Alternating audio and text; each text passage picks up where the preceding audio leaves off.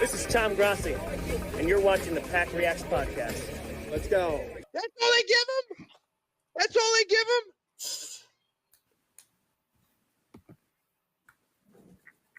him? Hello, everybody. Welcome to PackReacts. I'm your host, Jimmy Hadler, along with my other host, Mike Arvano, and I am thrilled to welcome here, folks, because it's Packers-Eagles week here, and we know that for me especially because it's very special in my heart here.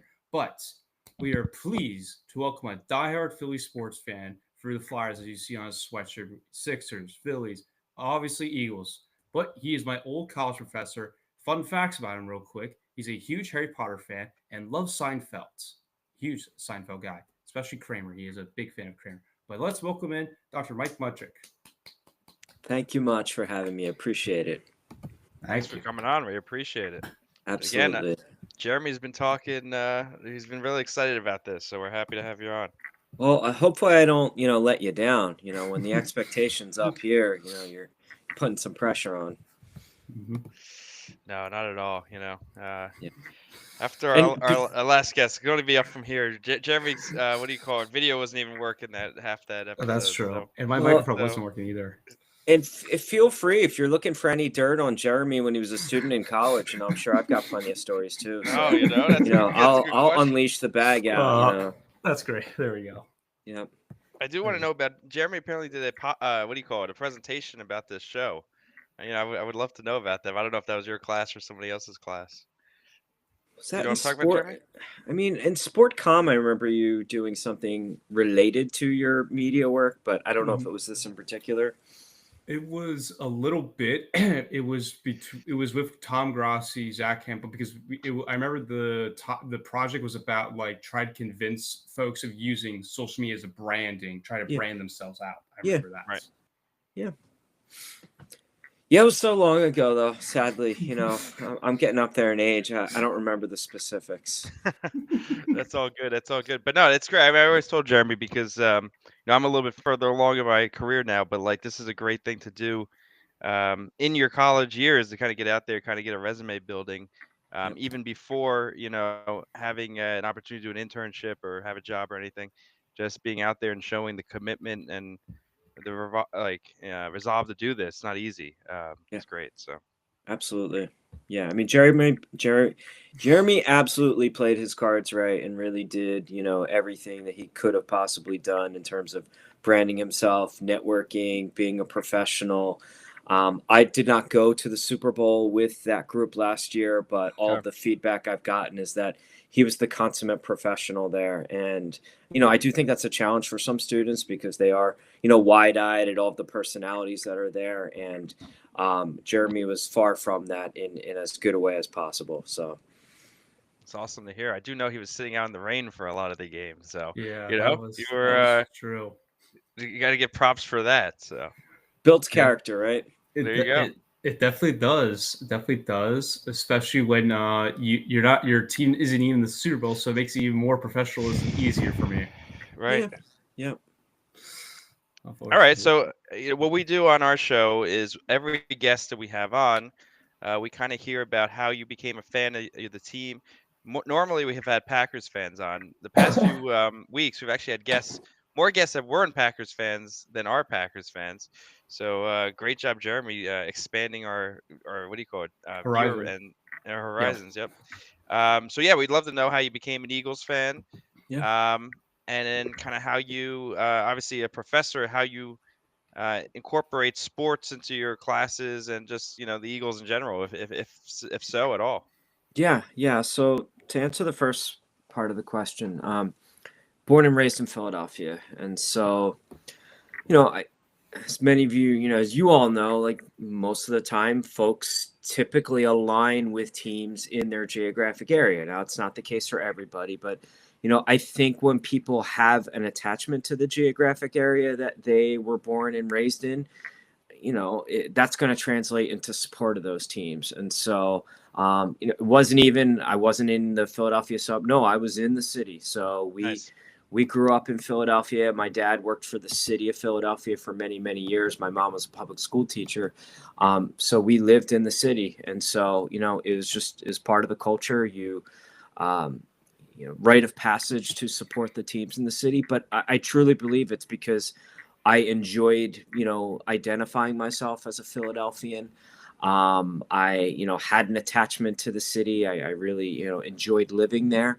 And so you support, all of the extensions of the city, so to speak. And, whether it's movies that were filmed in the city, you're, more inclined to watch it and like them. And certainly that carries over also to, the sports teams that represent the city. So, for me growing up, it was all of the Philadelphia sports teams, Phillies, Flyers, Sixers, and Eagles. And, even some of the college teams, back when I was growing up, the Big Five was a little bit different than it is now. There were some really good rivalries, and some of those teams were pretty good and were on the national map. And so, I supported most of the Philadelphia-based college teams as well, just again, due to my, identification with the city and, wanting to support the region. So, I supported all the teams heavily. Yeah. Were there other teams that I liked? Certainly. But, first and foremost, it was always going to be Philadelphia teams due to my passion and upbringing there. So, to answer the second part of your question about embedding it in the classroom, well, it's easy for me because I'm a sport management professor. Right. Now, I do teach some classes outside of sport, like I teach a business statistics class.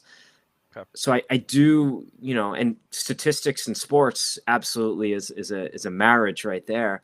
Right. So it is ripe for using a lot of sports examples, but I also know that not everybody in the class feels that way about sports. So you don't want to overdo it and turn off the people who may not be as passionate about the field as you are. So there is a balancing act there. But when it comes to the sport management classes, I just think it's easy because most of the people that are in those classes have a passion for sports. They have a favorite team. They have favorite athletes. And so it's just good. It's easy to use examples.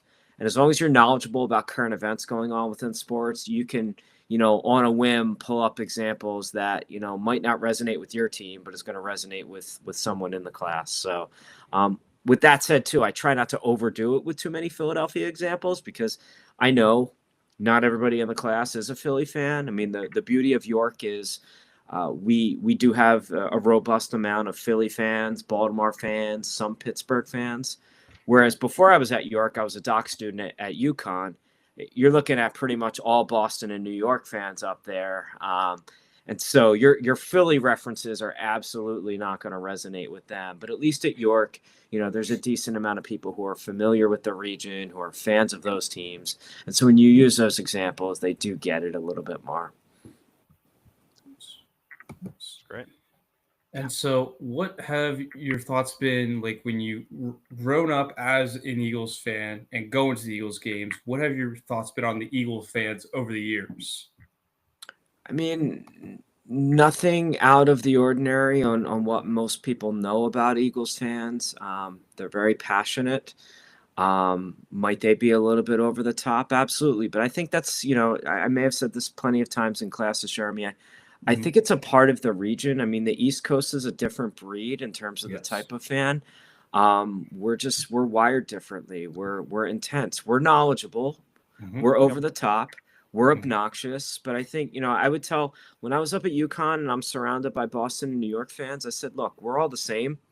We're knowledgeable, we're smart, we're obnoxious. It's just some teams win more than others. And certainly when I was up there, Boston was winning everything in almost every sport. And so I just said, that's, you guys are lucky. And I don't mean that to disparage you, but, you just have been fortunate that you had teams that were very successful. So, but I think there's just a lot of similarities, in terms of that passion and intensity and, I attribute a lot of that to sports talk radio because sports talk radio is so big in those markets as well.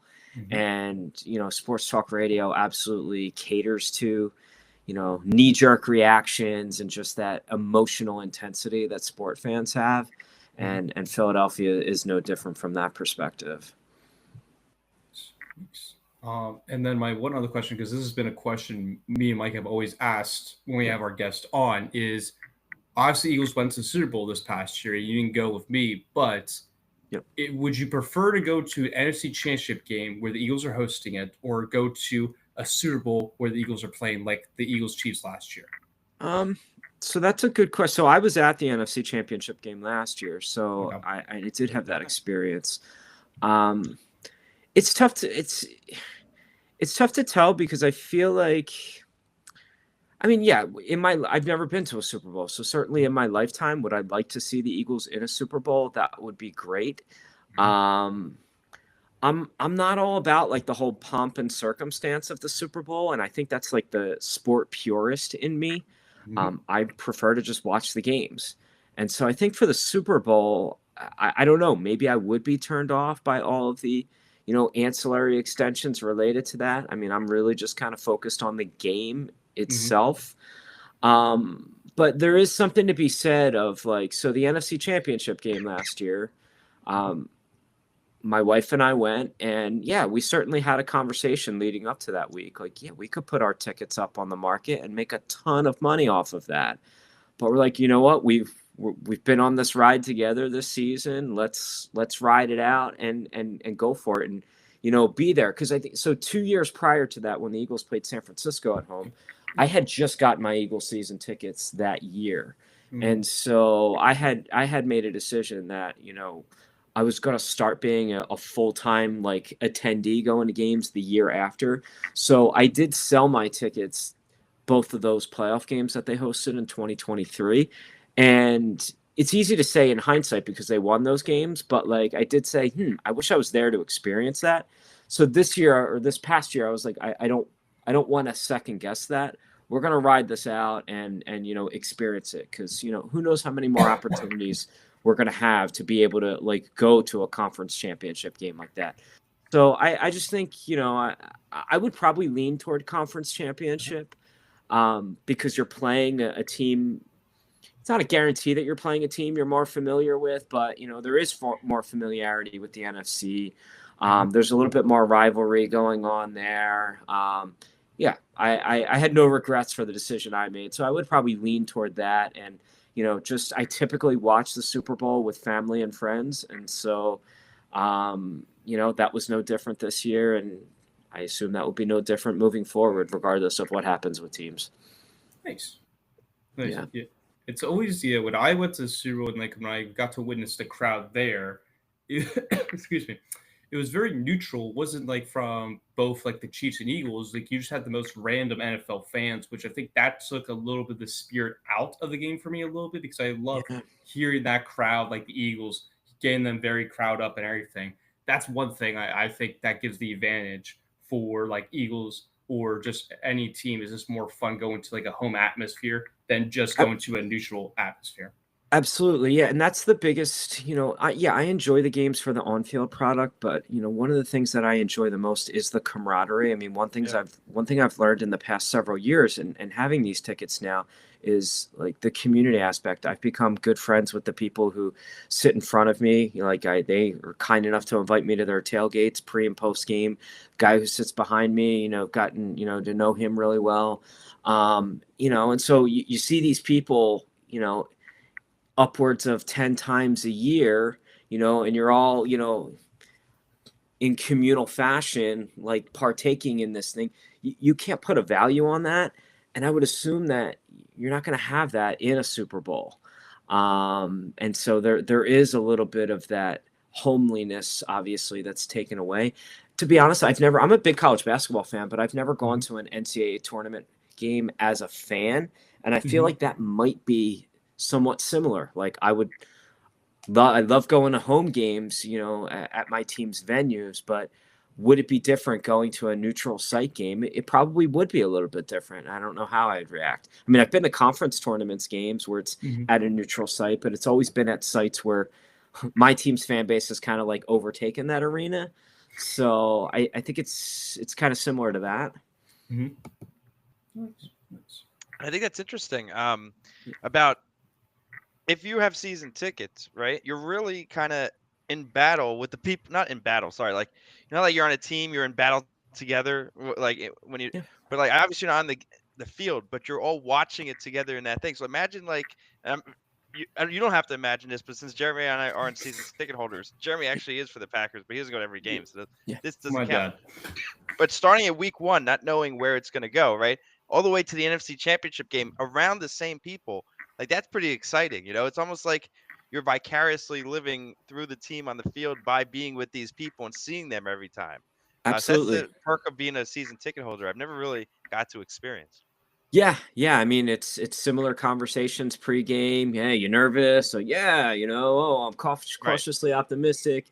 There might be texts, through. It's just like being with your friends, whom you might text about your teams during the week, but you're actually living it out in person. So I think that's absolutely valid.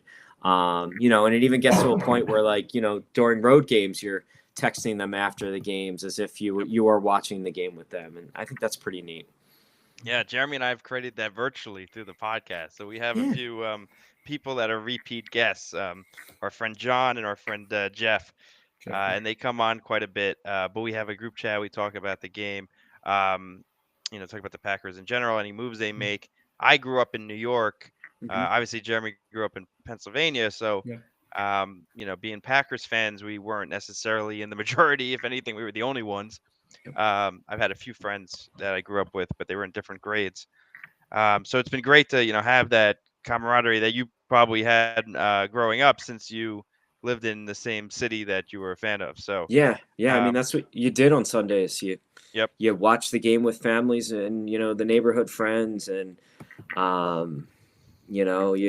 there's staple. I could go on forever, but when you hear like the voice, I know Jeremy's got an attachment to the Packers announcer. We've talked about it in the past, but like when you hear the voice of your football team's announcer, like as an Eagles fan, when I hear Merrill Reese's voice, it brings chills, but it also reminds you it's nostalgia. It's growing up, listening to these games on the radio, and you think back to the glory days of your childhood and when this fandom evolved. Basically, it's pretty powerful.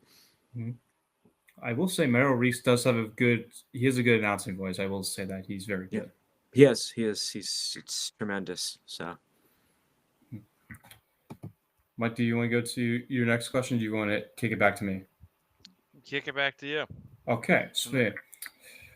So speaking, the biggest debate this offseason was the tush push. So I wanted to get your thoughts on this one because I feel like we have to have the conversation about Don Mudrick. What is your thought on the whole thing of the tush push? If it should be allowed, should not be allowed, and anything you'd like to say about the tush push, whether it should be banned or not? So I see it. I mean, I will acknowledge biases. I mean, I think, a good fan should acknowledge biases. I see it as a quarterback sneak if you're going to ban the tush push, which if the league wants to do that, by all means, then we need to ban if a running back's trying to get extra yards, offensive linemen can't push them forward, because to me that's basically the same thing.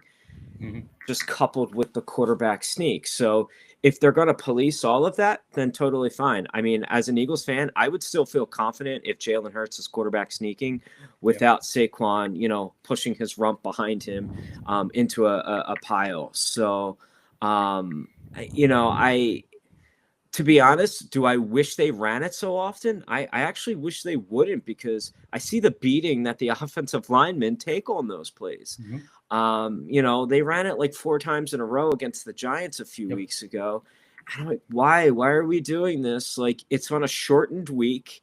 Your offensive line is already banged up. Like, they're the ones who get battered the most from that. Why? So I'm fine with them doing it, but I do think that they overdo it. Going back to, do I think the league should keep it? Should they get rid of it? They have to make that decision on how they want to interpret the rules, and if they want to make a clean sweep of getting rid of pushing offensive players forward, by all means. But I just want to see it consistent. It's just turned into a mess, though, and I think I blame the Eagles for part of that, and I blame some of the other teams. Like what Washington did in the NFC Championship game was ridiculous. Like Frankie Louvu just jumping over multiple times, and that was like the only time I ever heard a ref say, if this happens again, like they were going to give the Eagles like an automatic touchdown. I forget what the language was, but I'm like, this is nonsense. And so I think other teams are at a point. I'm not saying I blame the other teams for this, but I think there's other teams that are at a point that were like, all right, we're just going to try anything because nothing's stopping it. And it's turned into a giant mess, essentially. So I think it's gone after this year. I think it's gone. What I don't like is, and I'll gladly rip, like you've got your Sean McDermotts of the world of the Buffalo Bills who say that he's against it because he wants to protect player safety, yet he runs it quite often with Josh Allen. And so to me, that's a little bit hypocritical. So you're either for it or against it. I'm not saying you can't run it at all if you're against it, but the Bills have been known over the years to be one of the teams that run that play just as much as some of the top teams that run that play. So I do find that to be a little bit hypocritical. No, I definitely agree on the Bills part. For me, what I know, like it was talked in the off season, like the whole big thing was about player safety or anything. My big concern was, and this might be the same thing with you, Dr. about Drake, of like the offsides, like there's guys lying offsides on both ends. That's my big issue because like I think it was the Chiefs game and there was 3 plays at least where Jordan Mailata was like lined offsides and it's like clearly shown and like they're not gonna do anything about it. Like for me, I'm fine if you have the tush push, even though it'll probably get banned. The things I would correct about it is you can't push Jalen Hurts, even though he doesn't need it. And then the second part is making sure the guys are lined up on both sides here, because I think that has definitely played a huge factor in whenever the tush push comes. And like we saw with, like we mentioned with Frankie Louvu trying to jump over the guy, or the Minnesota Vikings, a guy literally just sitting down flat, waiting to be crushed. Yep. Yeah. So again, teams are just saying, whatever, we're just going to try something because they're not calling anything. And so, and I think that's an officiating problem. I think, we all have problems with officials in sports, in many sports. And I think the officials are saying, oh, well, we're damned if we do, damned if we don't. We're just going to let it play. And no, that's your job, is to enforce the rules. And, I'll even admit, I don't think they're enforcing the rules. No. And I also find it real quick, and I'll kick it to Mike. I find it real interesting with like how you're allowed to push on offense with a player, but you're not allowed at all on defense, which I don't get how that's allowed in general. In general, how that's allowed at all. Yeah. I mean, my assumption is, like most rules cater to offense because offense is more attractive to the sport, but it doesn't make it right. Yeah, I agree. Yeah, the only thing I'd add is, you have to, I don't really know how you ban it, right? You can't ban a particular play. You have to ban some aspect of pushing somebody or like that whole concept. So I think, you have to ban the action, not the situation, if that makes sense. Like, I've never seen a rule book that says you can't, push the quarterback. I think you can't just push anybody forward. I think that's kind of what they would need to do. Which I could see that making sense. See that making sense. Mike, do you have another question? So obviously the Eagles won the Super Bowl last year, right? So the Eagles have had a lot of success. What was your Super Bowl experience like? How were your students taking it? Just take us back to last year, kind of how that went, because it's been a few years for Jeremy and I, so we've forgotten how that felt. It was pretty, I don't want to say surreal. So when the Eagles won the first Super Bowl in 2018, that was surreal because I had never experienced that before. So that was, like 2010 for you. Because Jeremy, you obviously weren't a fan when the Packers won in 96, correct? Were you even born then? No, I was born in 2002. Okay, yeah, see? Born from the room. Totally fine. Totally fine. I vividly remember watching that Super Bowl, Packers versus the Patriots. I remember it too. So that was. Sorry, not that one. I have watched it since what do you call it? I was just born at that point, so I wasn't alive for it. But yeah, no, I don't remember it. There you go. Well, my age is showing there. What was it? Was that 96? I think so. Yeah. Yeah. I was born in 95, September of 95. So. Okay. Gotcha. Yep. So yeah, I obviously you weren't around for that. So 2010, that for you all was like your first. And so 2018 to me it just had everything that you could ask for. A, it was the first time ever winning a Super Bowl. B, it was against, the vaunted Patriots. Yep. How it happened, obviously, with Agreed. the strip sack and the Philly special, and then to do it with a backup quarterback, like Yep. I really couldn't have asked for a better script for that, and so that will always be like the most memorable. Whereas this past year, even though the team in 2018 like dominated for the most part, I mean, they started 2-2 last year, and certainly much of the fan base, myself, was questioning whether new leadership was necessary. But then they reeled off only one loss for the rest of the entire season, and there were considerable wins much of the season moving forward, and so they were just kind of clicking on all cylinders. And the fact that, they blew out Washington in the NFC Championship. Now, they got a gift playing Washington in the NFC Championship, I'll be honest. But, you play who's on your schedule. And so the fact that they blew out Washington so handily in the NFC Championship, and I, like many people, was not super impressed with the Chiefs because they had just eked by against a lot of teams. I was fairly confident. And so it was different in that I was going in, we talk about expectations. I was going in expecting to win. I didn't expect the Eagles to blow them out like they did, but I thought the Eagles would win the game. And so it was good to kind of have that feeling. As a Philadelphia fan, most of the time your teams come up short on you. And so it was good to kind of be on the opposite end where you actually felt confident going into a big game and the team actually delivered as a result of it. So, but it was great. I mean, we had people over, friends and family, hugged my mom, right after the Super Bowl, said, yeah, dad's watching this, I'm sure he's celebrating.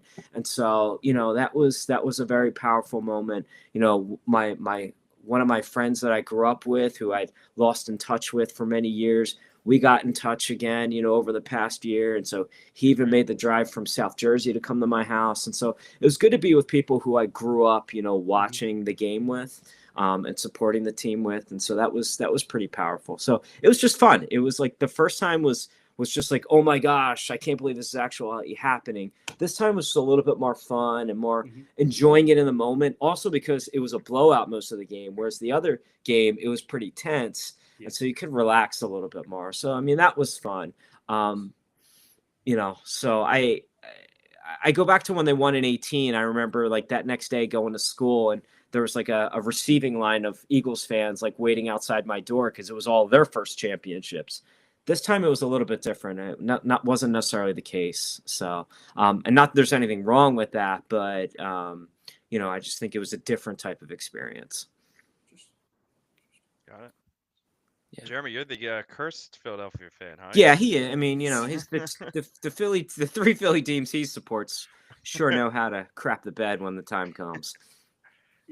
I will say I did witness the Phillies win the World Series as a little kid. That's the only one I can say. The Flyers have done nothing since '75. I mean, you had the 2010 Stanley Cup, but you lost into the Blackhawks, and the Sixers, choked the Boston. The Kawhi Leonard shot changed every single little thing, I swear, about the Sixers. And I will say, though, I might have not told Mike on this on the podcast here, but following up to the Super Bowl week when we were down with our Super Bowl group, Don Mudrick, me and you will probably remember Lee McDonald. We kept going about seeing hints of Eagles stuff. So had Philly reference, right? Like Broad Street, had Mike a Schmidt Road or Patterson Avenue or Broad Street. It kept lingering to me, and I was the only one in our entire Super Bowl group to predict a blowout. I said Eagles will win by 15. I'm confident in that, knowing what the Commanders happened, because I agree with you. The Commanders weren't that much of a component compared to the Rams. And the Chiefs, they didn't seem like the team you usually would see in the playoffs. They don't see the dominant team you would usually see. And I feel like this was the time too, because Eagle fans took over New Orleans that week following up. There were Chief fans there, but they didn't come till game day. Eagle fans were there from day one I got there till the airport when you left. It was insane of watching. But I will say I did have the prediction right of an Eagles blowout, though. I will say that on my prediction, which is rarely right of my Super Bowl predictions. So I am right about the Eagles for that time, unfortunately. There you go. Yeah, I mean, it may also have been that, and this is a credit to the Chiefs organization that, they've been to so many Super Bowls lately that maybe their fans were like, here's just another Super Bowl, whereas it may have meant a little bit less. Who knows? But, another great fan base. I mean, yep. Yeah. Definitely. Mike, do you have another question for Dr. Magic? You have another one? Did you have another one? No, not at the moment.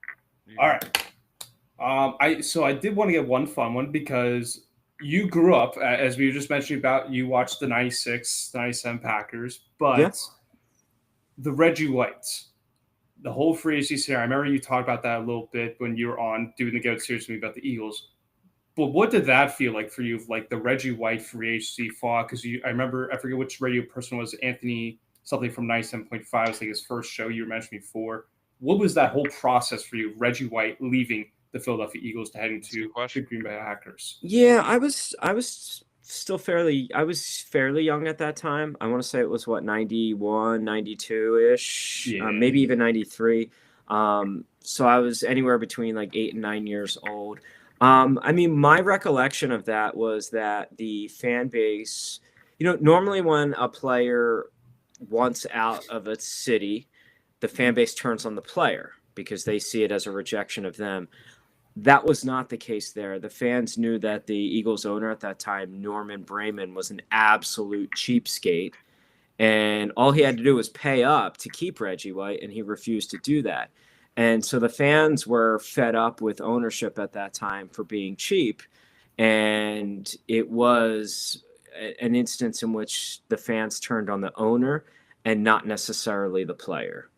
So, yeah, I remember like WIP doing stunts, like when Angelo Cataldi had his morning show that was starting to grow into fame at that point, where I think they were doing like Honk for Reggie or something. And, they had like someone live down at City Hall, like trying to just drum up people getting upset about what was happening.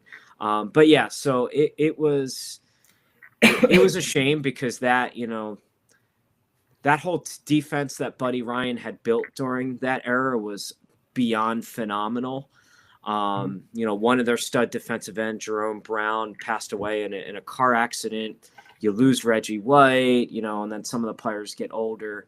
I mean, they really had the makings of, they could have had, a legit team for the next few years, but losing Reggie was like kind of the nail in the coffin for that group. But it was totally the owner to blame at that point. Because the other thing is, I believe, and I may be wrong, but I believe at that point we were in a pre-salary cap era. So it's not like you could even, make that claim. It was just about a lack of a willingness to pay a player. Mm-hmm. No, definitely. That was that. I mean, I watched the Reggie White documentary. It was like very interesting to see like how Philadelphia was like, as you were mentioning, reacting to the whole thing, like a picket line, everything. Now, there were rumors that Norman thought Reggie didn't like him for some reason. That could have definitely spurred, like, for one thing, but I definitely agree that he was a cheapskate. He didn't last that long, like, as the owner. Jeffrey Lurie, thankfully for the Eagle fans, he took over, and they've been champions since then twice and have many successful runs. Yeah, and a lot of their success is due to Jeffrey Lurie's willingness to spend. I mean, the way the Eagles manipulate the salary cap is because Lurie's willing to put up a lot of cash, and then they spread out, the signing, or they convert it into signing bonuses for cash, and then spread out the salary cap hits down the road. And not every owner is going to do that. So definitely thankful as a fan of that team for that.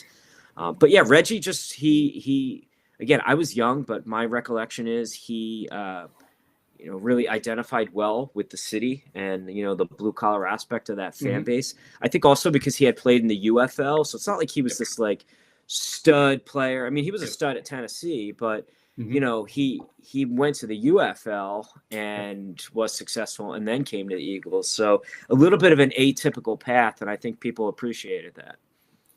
Nice. Yeah, no, I mean, we're thankful that we got Reggie White, and he helped us definitely win a Super Bowl there, of course. But And that was also the Super Bowl my dad went to. Actually, he went down to that Super Bowl to see and watch them play. But no, that was definitely. I would say you don't see that type of move in Green Bay. Now, obviously, we saw this past year the Micah Parsons trade, and that of course happened, but you rarely see that at a little old Green Bay small market team. Doesn't have the money, as they always say, doesn't bring free agents, the glamour ones. And Reggie was the guy who started it for the Packers, I will say. Yeah. I mean, we could all argue on our Mount Rushmores of like greatest defensive players in history, but he's definitely got his place up there when it comes to defensive ends. No, definitely he does. And then I want to get your other thoughts, because this is technically a former Packer, but he became the Eagles head coach, Andy Reid. What has your thoughts been? Because obviously you went to go against him in the Super Bowl, but those successful and lost in the Super Bowl, lost 4 NFC Championship games. What's your thoughts on Andy Reid? Like, now he looks like one of the greatest head coaches, but in his time with the Eagles, he was so close and kept falling and failing there. Yeah, I mean, it's a shame because he did a terrific job, rebuilding that team. And they just couldn't get over the hump. And so, unfortunately, fan bases, you always think the grass is greener on the other side. And so I still think they made the right decision in moving on. I think it was good for all parties, especially, unfortunately, with everything that was happening with his family and such. Yeah. It may have been, best to just get a fresh start elsewhere. And I mean, the fan base at that time had just kind of grown tired of the constant, they appreciated that they were good, but like constantly coming up short. And so, at that point, I think about kind of like Penn State fans, right? This season, they 10 years ago, they would have killed to have the record that Franklin had, but like when you continuously get to this point and you can't get over that hump, eventually you just say, enough is enough. We need to go in a different direction. So, I'm for his sake, I think it's great that he's gone on to win, because he is a heck of a coach. It just didn't work out for a number of reasons in Philadelphia. Some of that, you can blame on the coaching staff.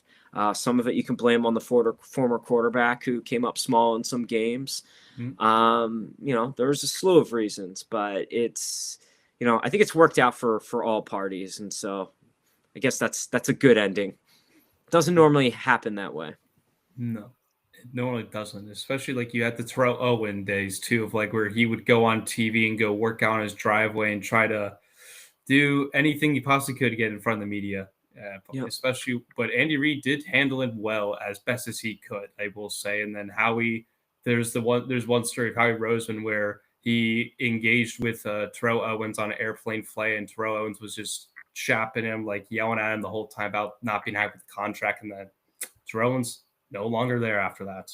Yeah. It was an interesting saga. Definitely was. Mike, did you have a question? Yeah, going back to the current day Eagles, right? Obviously, they do have some holes on the defense side of this year. I think the pass rush was one of their issues. Yeah. And then they just picked up Jair Alexander, who I'm actually wearing his Packers jersey. RIP Jair. Reggie, I got there we go. So we have some. You're Eagles to Packers. I'm Packers to Eagles. Yes. So thoughts on one, the Jair acquisition, if you have any, but two, just on the team this year, how you think that they've been doing so far, what their chances are, can they repeat? Just about the team in general. Yeah. So with regard to Alexander, I don't have high expectations, and that's not any disrespect to him. I look at a guy who was great at that position a few years ago.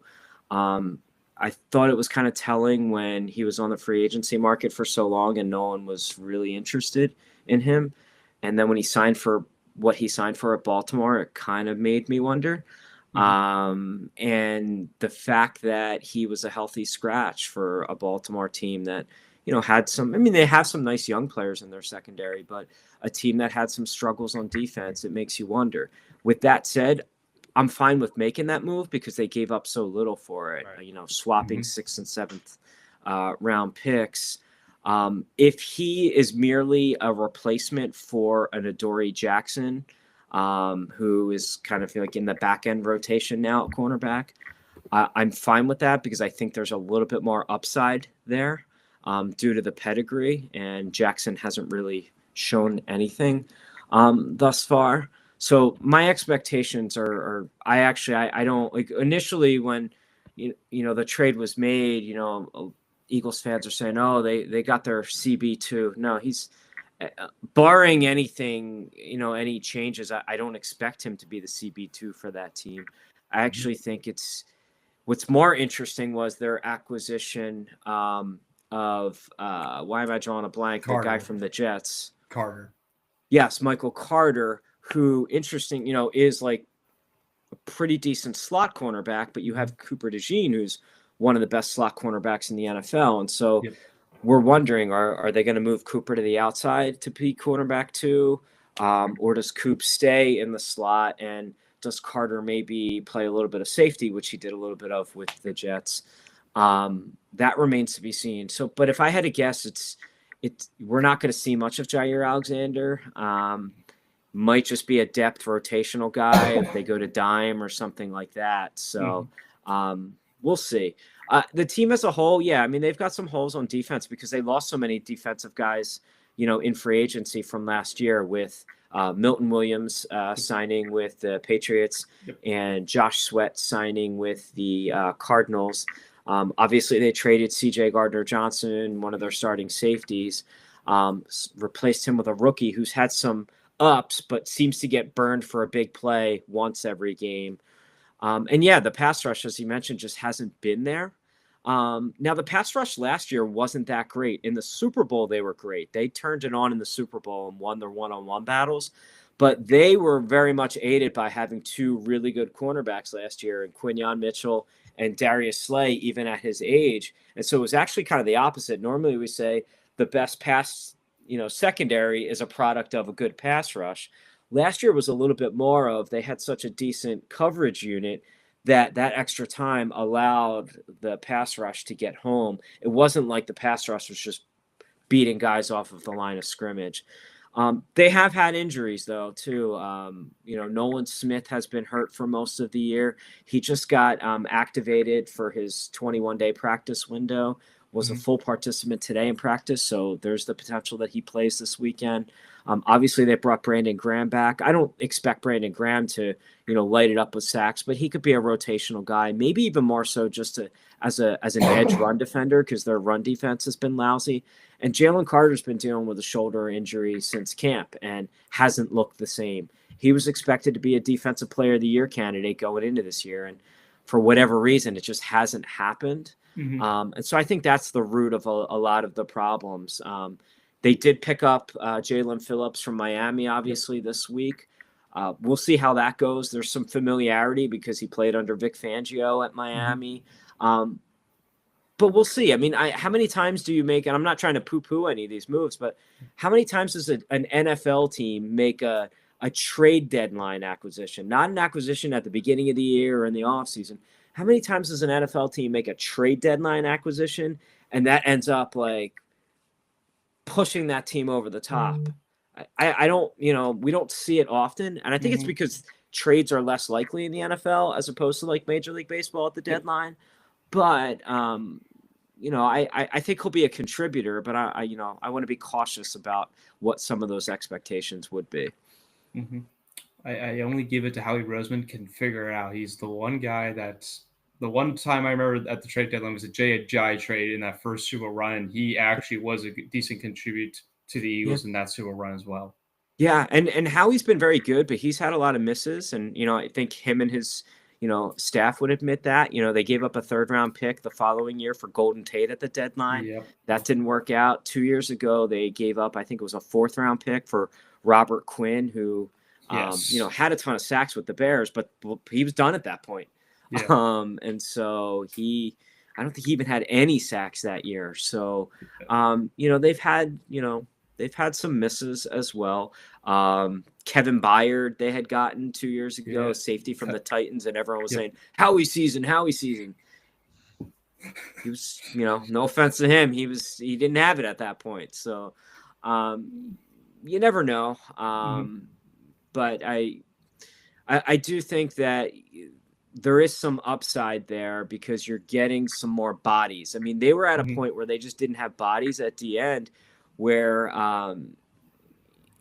Jihad Campbell, their first round pick, who was a linebacker, they had him playing D end on some passing downs because they just didn't have enough bodies there. They should have some reinforcements coming in. Their linebacker core is really strong. Zach Bond has been beyond a blessing, plucking him from the Saints. And then having Campbell and Nakobe Dean alongside him have been good. And Quinyon Mitchell has turned into a tremendous cornerback. But cornerback 2, that's what I expect Matt LaFleur to pick on cornerback number 2, because that's what everyone does, and that's what they should do. When they were playing the Rams, Sean McVay is smart enough to know I'm not going to throw a Quinyon. I'm just going to pick on whoever's lined up outside of cornerback 2. And I imagine the same thing is going to happen this week. Why teams don't do that more? Yeah, easier said than done. But, given LaFleur's MO, I mean, my assumption is that's what they're going to do. They're going to attack, whether it's Jacorian Bennett coming back from injury playing at cornerback 2 or Keely Ringo there. I don't expect it to be Cooper DeJean, but we'll see. It will be interesting, even though LaFleur had one of the worst coaching performances I've seen in a while last week, I will say. But he is good when it's like when the job needs to get done against good teams. He actually does put up a decent playbook and actually decent game. It's just the worst teams, especially with this season, like with the Browns, for example, and Panthers last week, he's done bad. But when it's been against the good teams like the Lions and Commanders, when they were good at week 2, he still puts up a decent performance, though. I will say. Yeah, I mean, even the Pittsburgh game. I mean, I'm skeptical of Pittsburgh, but I mean that second half, they look like world beaters. They did. So they did. Yeah, I think that's absolutely valid. It seems like they've kind of played down to the competition a little bit. Even the Arizona game, just eking by there. It could be a matter of a good opponent might ignite something within the team. I don't know. Yeah, it's especially like the one big issue that I've seen with our offense this year, especially compared to last year, was we were very good the run game, and our O-line has just been bad this year. Like no matter if our guys are banged up or they're fully healthy, our run game has not been what we wanted it to be like last year. And that's not totally on Josh Jacobs' fault. I feel like that's a bit more of the O-line's fault of like not giving more open lanes for Josh Jacobs, or pass protection they're fine with. But like there's some plays I just don't like of like inside run they do with Josh Jacobs every single time, I swear. Like when they did DeAndre Swift with the Eagles, and that's all I remember they would do it. He would just either hit or miss half the time. I remember watching that. So that's been my issue with the run game, is if we get that established, and I feel like this Packers offense could definitely open up a lot of lanes. Yeah. I mean, and they are a team that runs play action. I would assume, I don't know the numbers off the top of my head, more than most teams in the NFL. And so, the numbers show when teams run play action well and you can get the linebackers to bite, certainly that's going to open up things in the passing game over the middle. Now, certainly Tucker Kraft being hurt is a major blow. I mean, you can make a case he was the best tight end in football thus far this year. And, I'm curious how they, adjust as a result of that. But yeah, I do think if the Packers are going to have success against the Eagles' run defense has been a bit of a disappointment thus far this year. And in the games in which they've had trouble, it's that they've gotten gashed on the run more so than, even though cornerback 2 has been a problem, most teams have problems at cornerback 2. Let's be honest. So if the Packers are going to have success, I think it's going to be, that they are getting the ground game going against an Eagles defensive line that, maybe things change with some of these reinforcements, but thus far this year, there hasn't been anything that special. Yeah, I feel like the big thing I've seen like with the Packers defense, and me and Mike talked about this last week and this past game, was our secondary is definitely one of the worst. And I definitely see that whether AJ Brown's going to play, which he most likely will from what I was seeing, despite him not practicing, I think it was today, correct me if I'm wrong. But that has definitely been a big issue. Like we saw last year, Keyshawn Nixon get bullied, or Dallas Goedert bullied us in the playoffs against our one guy, or the one bright thing I will say is our one back corner got hurt, so we're forced to play our good corner, which I don't know why he hasn't been played more. Carrington Valentine, our 7th round pick. a couple years ago. He's been pretty solid for us. So I think the biggest thing I've seen from these Packer Eagles games the past couple years has been the time possession. Whoever holds on the ball the most usually gets a touchdown, usually controls the game, and however once like that happened in the Brazil game last year, that definitely happened in the playoff game. That was even a couple times in Green Bay. I remember like pre-COVID or even after. Like I know the 20, I think it was the 2020 season or 2021, the one where it was the first game Hertz went into. I remember. I think that was the 20. Yeah. That one that was not much. I want to say the time possession because I know like the Eagles were a bad team that year, but Yeah. when the Eagles are usually good and the Packers have always been good, that's been the big thing is the time possession. So that's one of the key things I look for in this game is going to be who holds on the ball the most and who turns the ball over less. Now, Hertz has done a fantastic job at that. He doesn't have to do too much, but when it's necessary, when he has to get the job done, he usually does the job most of the time. Yeah, no, I think that's absolutely accurate. When I think back to their matchups last year, I mean, both teams turned the ball over in the Brazil game, and Hertz especially had two really bad interceptions early in that game. Mhm. And I think that it carried over. The first few games of last season, he was a little bit careless with the ball, but that was the big shift when they had their bye last year was that they needed to become more run focused and they needed to be, safer on offense to secure the ball because, talent wise, they're going to be better than most teams that they play because on paper, they're just a really good team talent wise. And so their thought was, let's not, make it easier for the opponents. And so I think, partly that week 1 game last year played a role in that shift in philosophy that they had to be a lot less reckless. And then in the playoff game, it was Love who turned the ball. Did he throw 2 interceptions, I think, or was there an INT? I know there was a fumble on the kickoff to start the game, but I know there was at least an INT that I think Zach Bond had. Maybe there was one more. It was one in the end zone, but that was late in the game where and that could have been like called a flag for, but like that was late garbage time, which really didn't matter that much. Yeah. I mean, Love just did that because that was Love. Yeah, so maybe it was just the Zach Bond INT in the middle of the field, like midway through the game. But I mean, the Eagles didn't turn the ball over that game. So when you couple that, we're not reinventing the wheel here, but the team that protects the ball, especially when it's two good teams playing each other, that really, really makes a world of difference. But your point about the time of possession is valid. I do, thinking about when these two teams have played each other, I even think about the last time Aaron Rodgers played for the Packers against the Eagles in 2022, that was in Philly. And, I think that was like one of the games where the Eagles had ran for, some of the most yardage that they've ever run for. Hertz had a big running game. I remember that day as well. And they just killed him on time of possession because they were just eating the clock, running the ball like crazy. Mm-hmm. Yeah.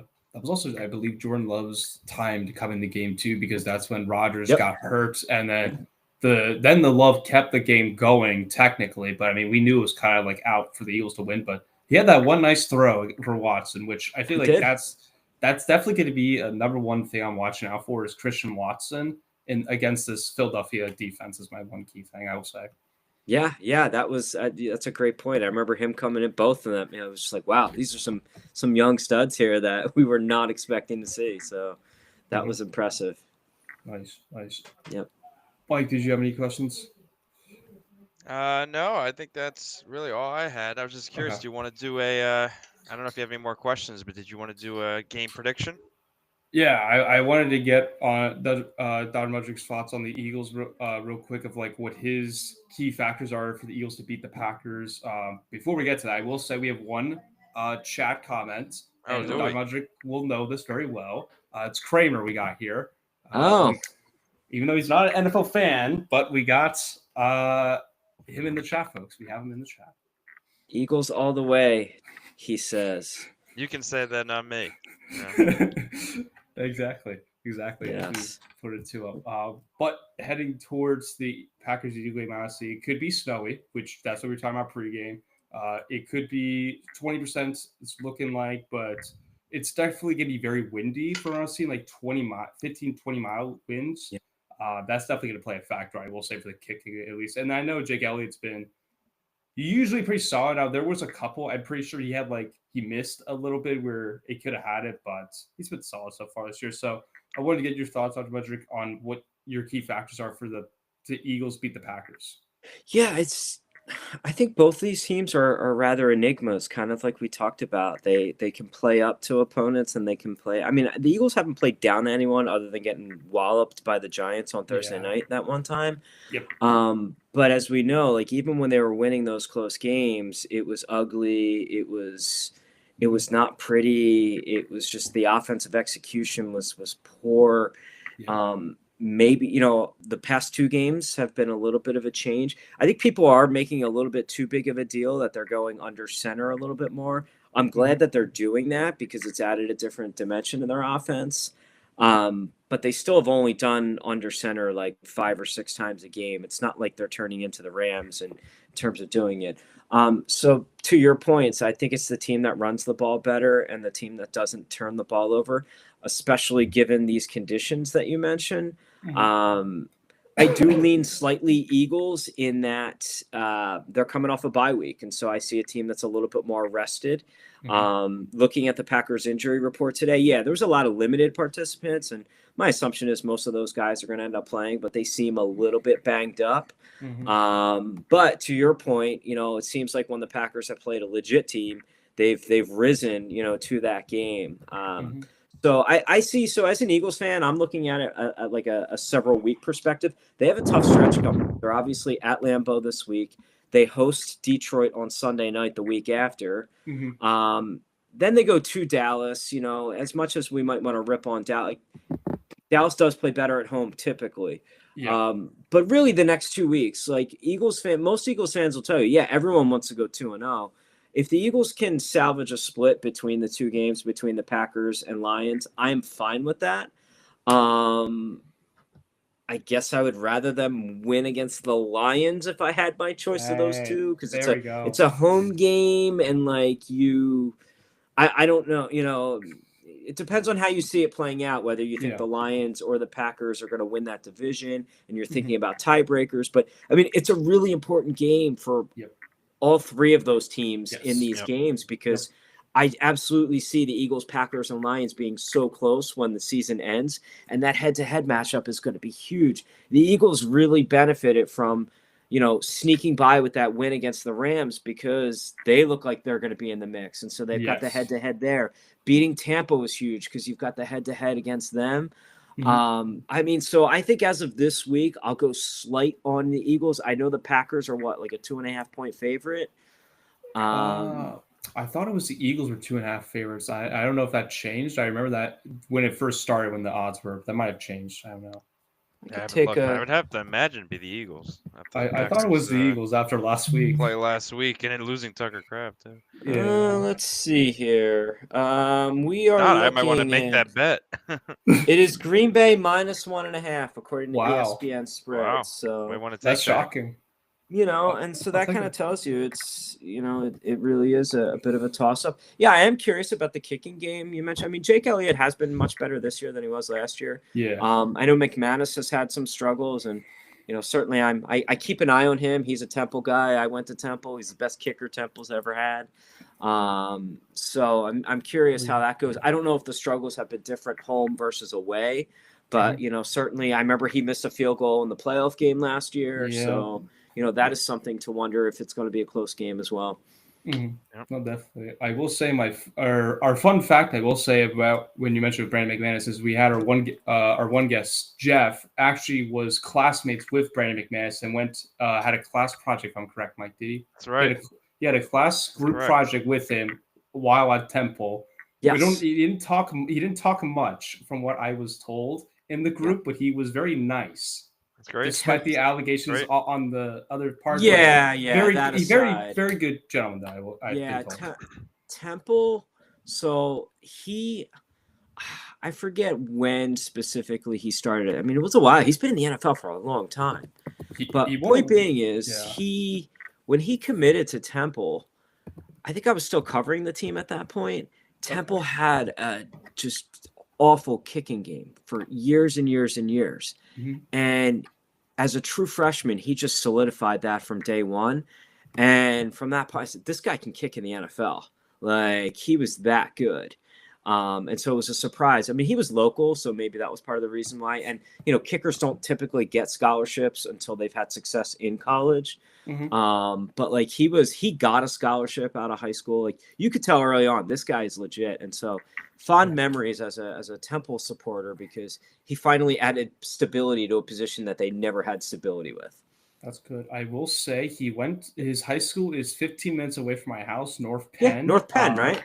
Yeah, North Penn in Lansdale, PA, folks, which is a pretty good football high school. I will say they're pretty good. They're very big high school, but they're very good football program. But to let you know of how long he's been in the league is 2013. He went undrafted, signed with the Colts, and then he got waived.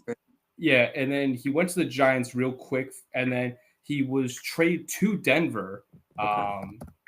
He got traded to Denver, and after the loss of Matt Prater, who's been in the league still to this day, and won a Super Bowl with the Denver Broncos of that 2015 year against the Panthers, and then he's been in the NFL since then. Yeah, wow, that's a remarkable career. But yeah, that lines up. If he came into the league in 2013, that means he probably started at Temple around 2009, and that was when I left covering the team to end up going to grad school. So it does that's crazy that it's been that long. Nice.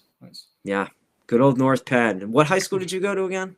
Perkiomen Valley. That's right. Right.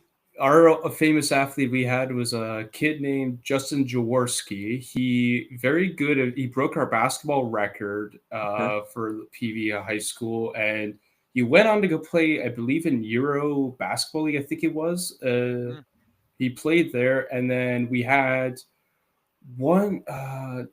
our one quarterback that was like a grade above me.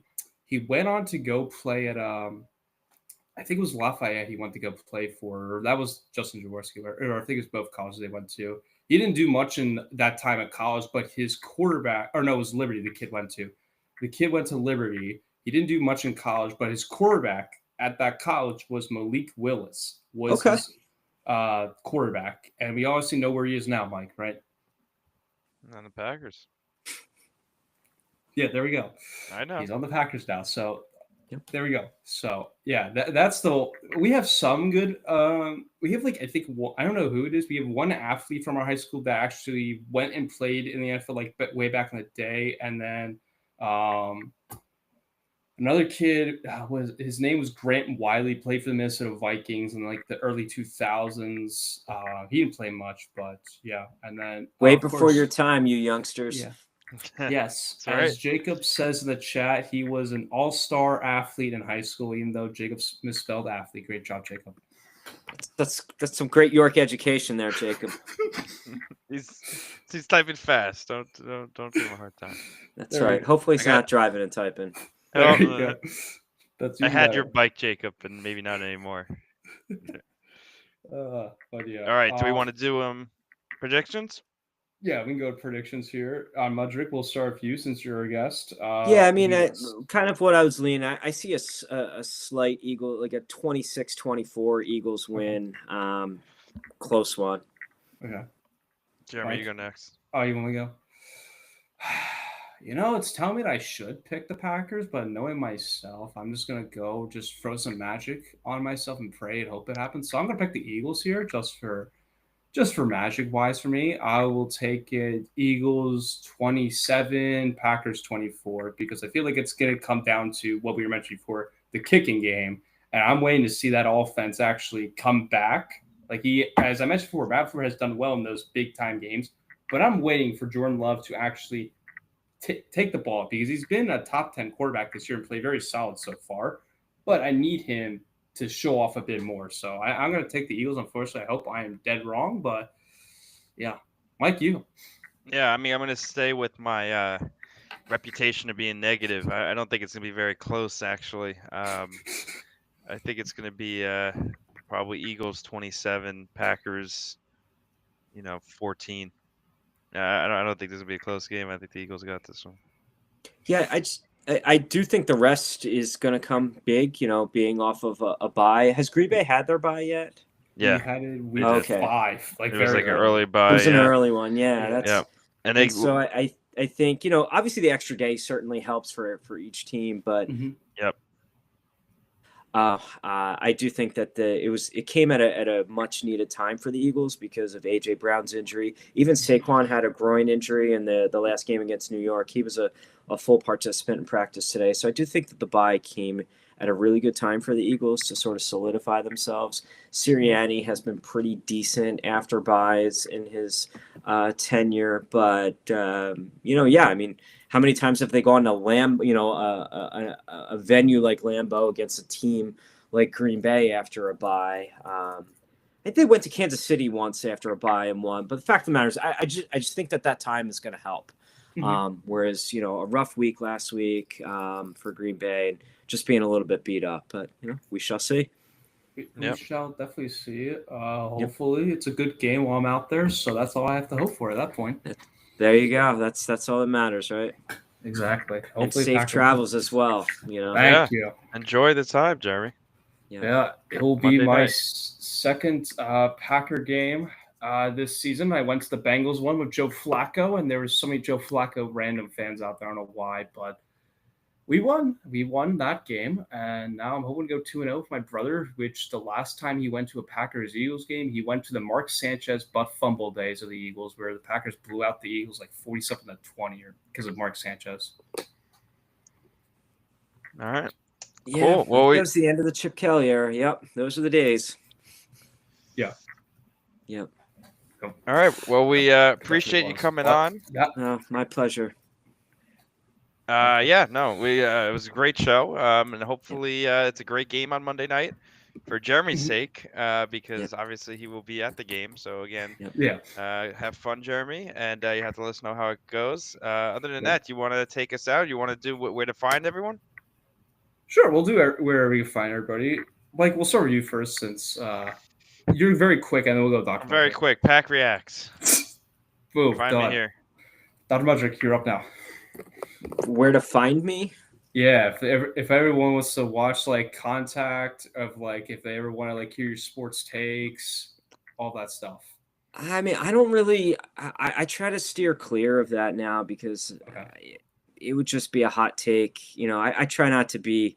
I try to be a little bit. Maybe because I'm getting older, I try to be a little bit more rational. So to be honest with you, I'm more of a lurker on social media as opposed to a poster. So you're not going to get much out of me. But if people wanted my X, not Twitter, my X handle is M and then my last name Mudrick, Mudrick.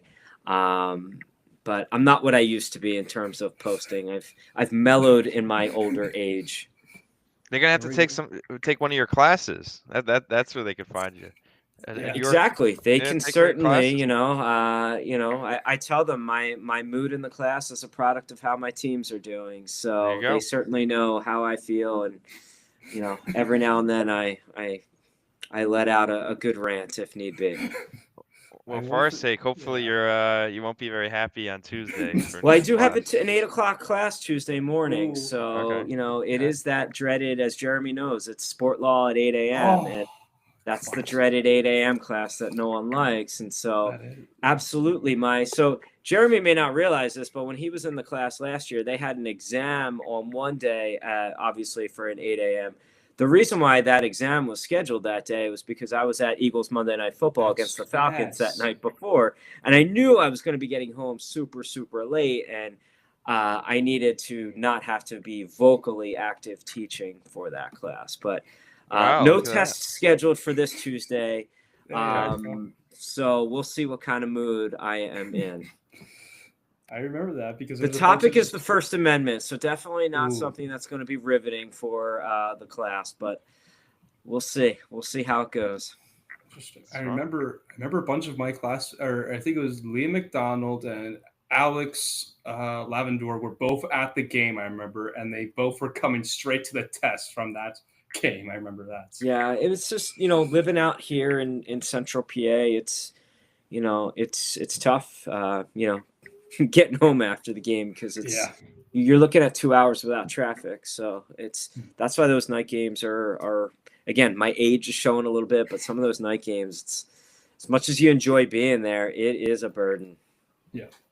Definitely is. Definitely Yeah. is. But folks, that will do it here. We appreciate Dr. Mutcher coming on once again. Thank you. And we'll be here next week. We got the Giants coming up. So we'll be having our Giants super guest come on, which Mike will know. But we're having him on 5 Point Vids. If you've heard of him, make sure to go check out his content stuff.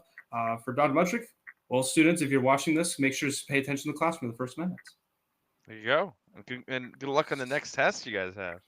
Yeah, there we And go. And if Thank it's you. after an Eagles game, you know why. You know why the test is scheduled then. They only have one more, which is the final. So Ooh, got it's, it. Exciting you don't have stuff. to worry. Exciting stuff. Yep. All right, great. You want to take us out, Jeremy? Yep, but that will do it here, folks. And hopefully, as always, go Pack, go Eagles. Well, you can go beat Detroit. That I'm happy with. Don't beat us. That we could agree on that, Dr. Mutcher. There we go. Sounds good. We're on the same page there. Yep. Same page. But that's it here, folks. We'll see